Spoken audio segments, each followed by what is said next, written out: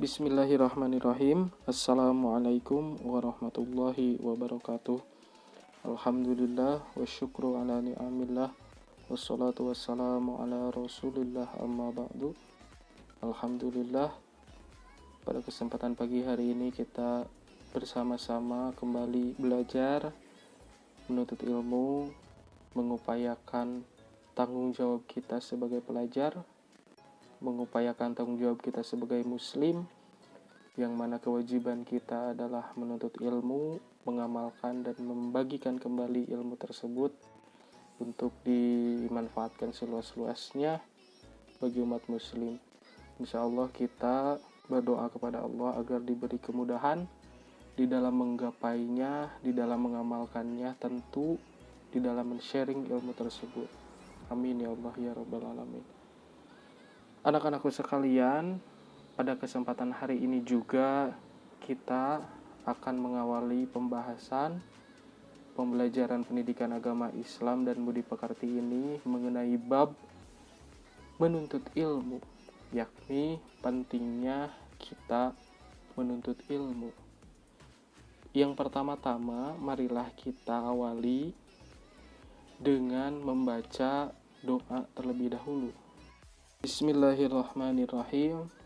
Raditu billahi rabba wa bil islami dina wa bi muhammadin nabiyya wa rasula rabbi zidna ilman warzuqna fahman Allahumma ja'alna min ibadika sholihin amin ya Allah ya Rabbal Alamin. Nah, untuk mengawali pembelajaran hari ini seperti biasa juga marilah kita awali dengan pengertian terlebih dahulu. Nah, jadi nama bab pada pertemuan hari ini adalah nikmatnya mencari ilmu dan berbagi pengetahuan.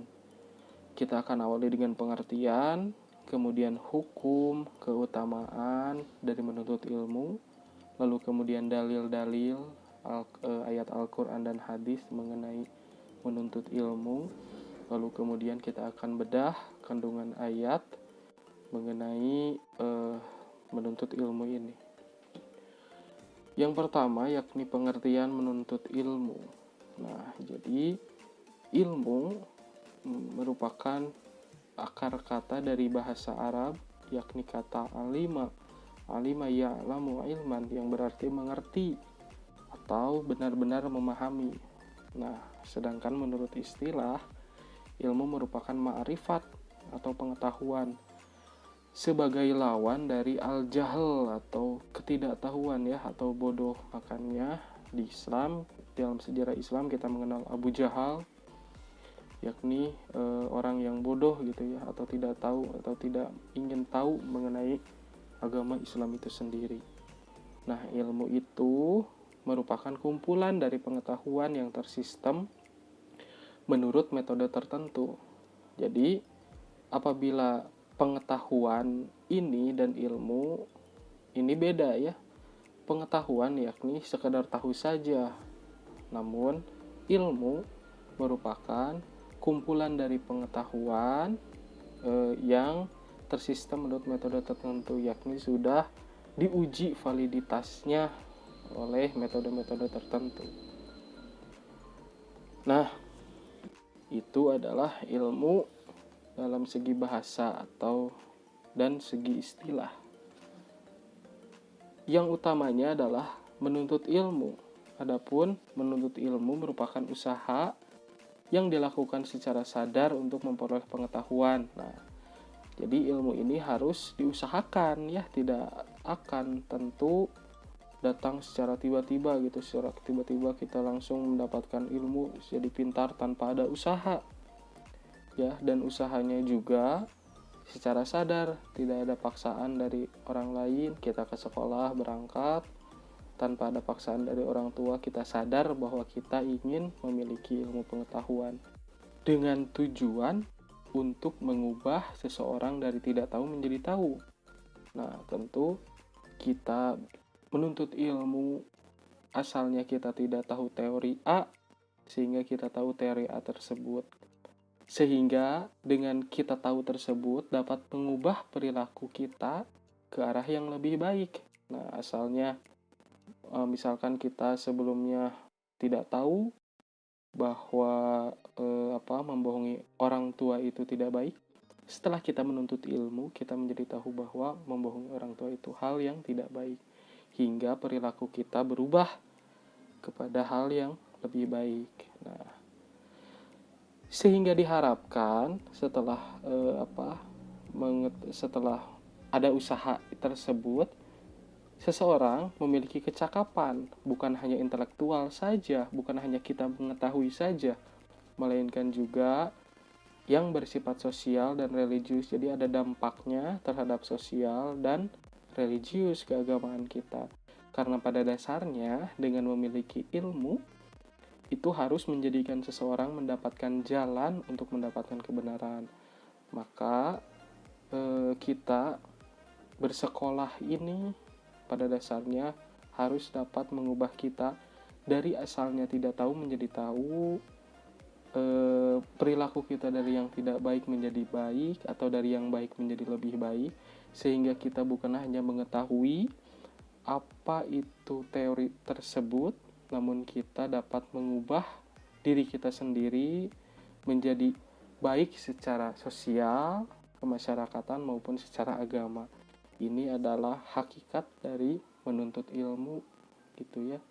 Coba kita cross check diri kita sendiri, apakah kita hanya mengetahui saja di dalam mata pelajaran tertentu kita pro gitu ya, kita fasih, kita bisa. Kita cross check apakah dengan ilmu pengetahuan tersebut kita hanya mengetahui saja, apakah ada dampaknya terhadap lingkungan sosial kita.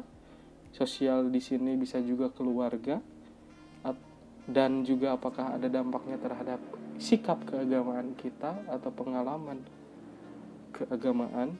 Nah, ini bisa menjadi bahan introspeksi untuk kita bersama, apakah selama ini kita menuntut ilmu dengan benar atau tidak. Nah, itu adalah pengertian dari ilmu dan juga pengertian dari menuntut ilmu. Selanjutnya kita akan masuk kepada hukum dari menuntut ilmu. Hukum dalam menuntut ilmu ini adalah wajib. Bahkan banyak Al-Quran dan hadis dari Rasul yang menjelaskan tentang bahwa menuntut ilmu ini adalah wajib. Salah satunya yakni adalah thalabul ilmi fardhatun ala kulli muslimin wal muslimat, dan banyak sekali hadis-hadis yang menunjukkan bahwa menuntut ilmu adalah wajib. Dan wajibnya ini tidak terbatas pada gender, baik laki-laki ataupun perempuan ini sama-sama wajib untuk menuntut ilmu. Bahkan hal ini pun terjadi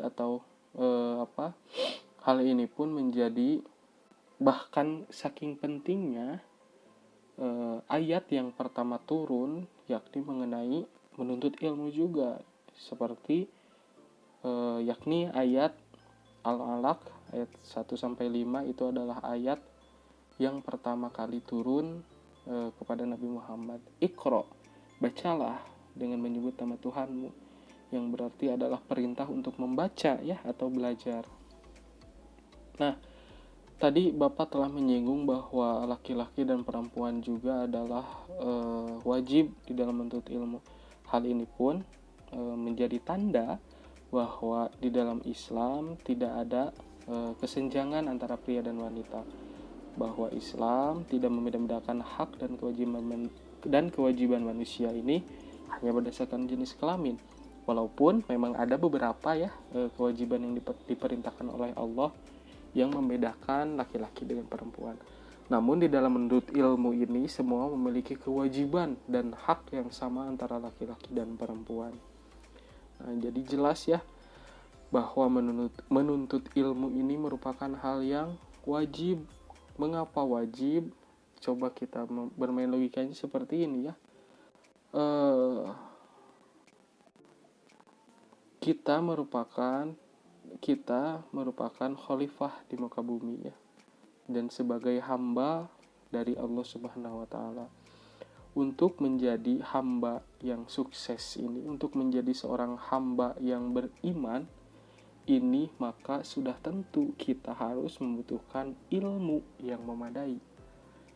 Bagaimana mungkin misalkan kita dapat mengelola dan merekayasa kehidupan di bumi ini ya tanpa bekal ilmu. Dan apabila kita tadi sebagai seorang hamba ya, untuk mencapai tingkat yang paling tinggi di dalam beriman kepada Allah ini, hingga kita percaya kepada hal-hal yang gaib atau dan sebagainya, ini harus dibutuhkan sebuah ilmu pengetahuan. Makanya juga di dalam Islam ini ilmu tidak dibatasi oleh jarak dan waktu. Kita sering mendengar ya bahwa tuntutlah ilmu sampai ke negeri Cina. Ini menandakan juga bahwa Islam mengajarkan bahwa menuntut ilmu tidak dibatasi oleh jarak. Juga bahwasannya menuntut ilmu ini dari mulai kita lahir hingga liang lahat. Ini menandakan juga bahwa Islam tidak membatasi waktu kita di dalam menuntut ilmu. Dan harus kalian ingat bahwa menuntut ilmu bukan hanya di sekolah saja. Di luar sekolah juga banyak kejadian-kejadian atau apa yang kita lihat berdasarkan indera penglihatan kita, indera rasa kita, indera pendengaran kita, indera penglihatan kita, hingga itu semua menjadikan pengalaman-pengalaman yang dapat kita ambil hikmahnya dan juga menjadikan pengetahuan-pengetahuan yang kemudian akan menjadi ilmu pengetahuan itu sendiri ya.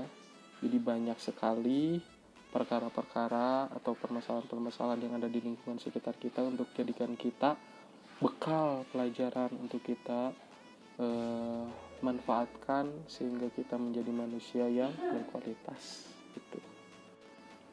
Nah, kewajiban menuntut ilmu ini di dalam Islam terbagi menjadi dua, yakni ada fardu ain dan fardu kifayah. Fardu ain ini adalah bahwa setiap orang wajib menuntut ilmu tersebut. Nah, apa itu? Bahwa fardu ain ini termasuk pada ilmu-ilmu agama. Bahwasannya ilmu agama ini setiap muslim dan muslimah, pria dan wanita, di dalam segala situasi dan kondisi harus mempelajari ilmu agama. Tadi ya, bahwasannya bagaimana kita akan mengenal Allah apabila kita tidak mempelajari ilmu agama. Dan ilmu banyak ya, di dalam ilmu agama itu ada ilmu tentang tata cara beribadah dan sebagainya. Nah, bahwa ilmu agama ini adalah wajib atau fardu ain ya, fardu ain, bahwa semuanya baik pria wanita di dalam segala kondisi dan situasi ini wajib mempelajari ilmu agama.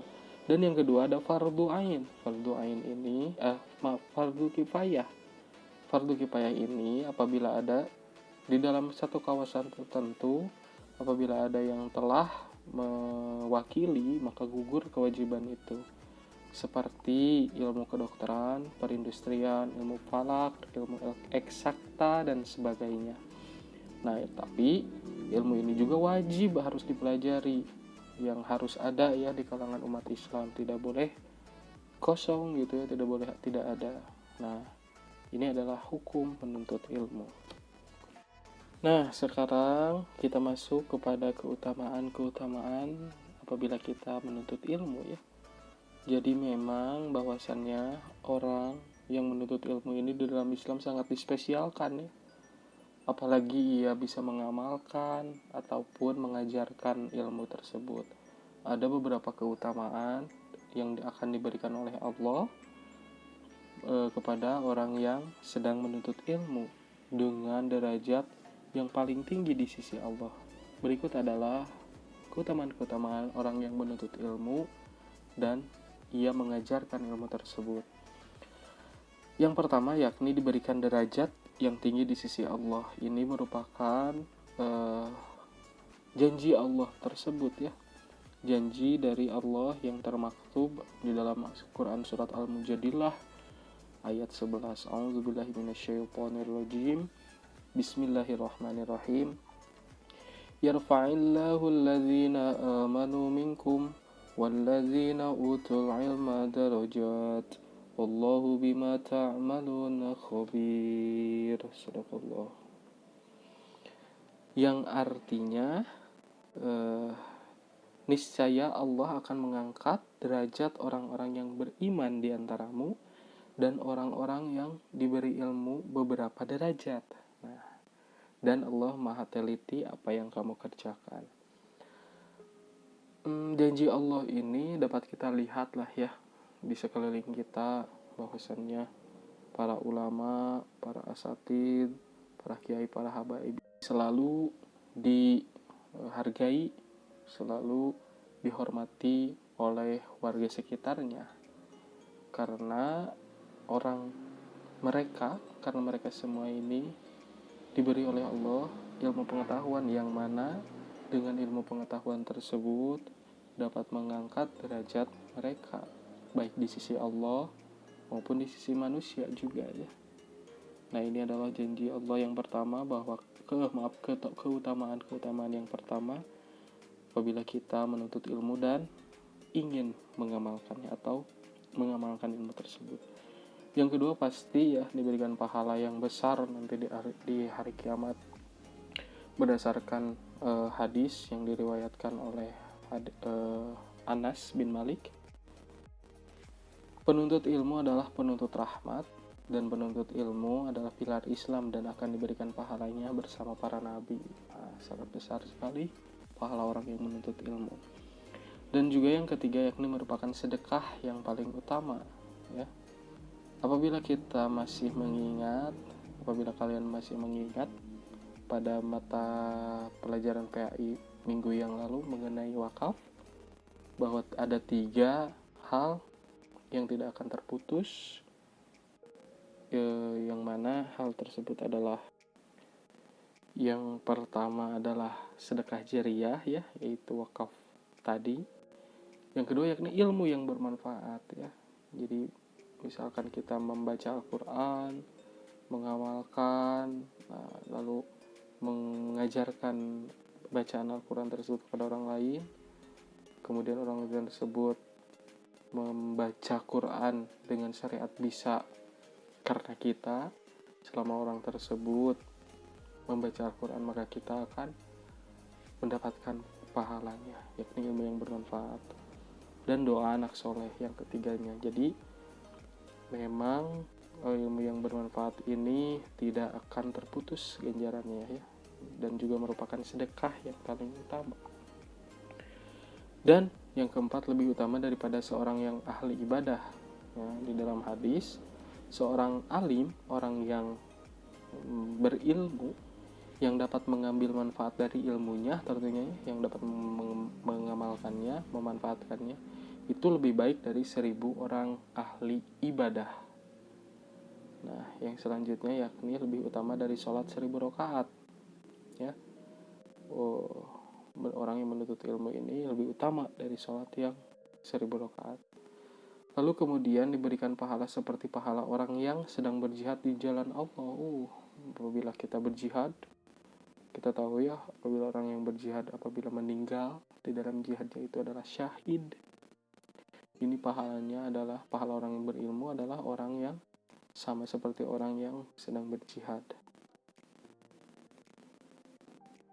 Nah, yang selanjutnya yakni dinaungi oleh malaikat pembawa rahmat dan dimudahkan menuju surga. Nah, selanjutnya ada Bapak kutip 1 ayat dan 1 hadis mengenai menuntut ilmu. Nah, ayat tersebut adalah Quran Surat At-Taubah ayat 122 yang berbunyi, A'udzu billahi minasyaitonir rajim. Bismillahirrahmanirrahim. Wa ma kanal mu'minuna liyanfiru kaffah. Falaula nafara min kulli firqatin minhum ta'ifatul liyatafaqahu fid din